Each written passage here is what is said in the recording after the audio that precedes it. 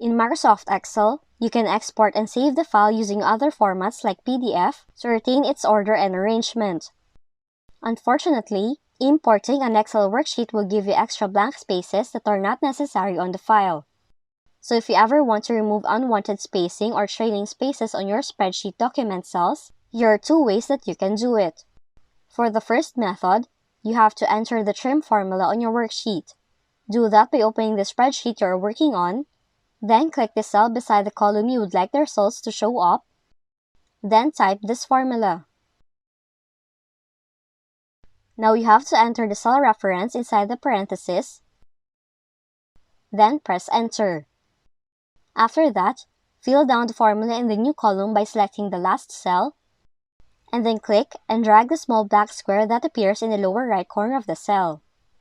Once done, you can just select all the column, right-click, select Copy, then paste it as a value to the first column. Then after doing all of that, you can now delete the new column.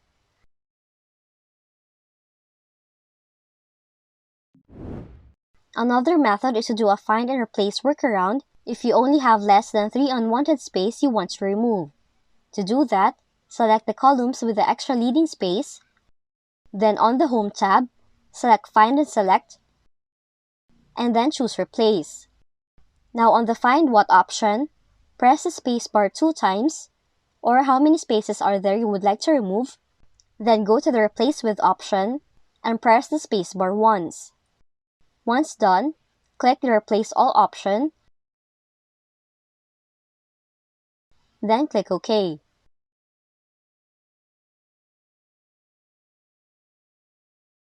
Now that's how to remove unwanted space in the Microsoft Excel worksheet.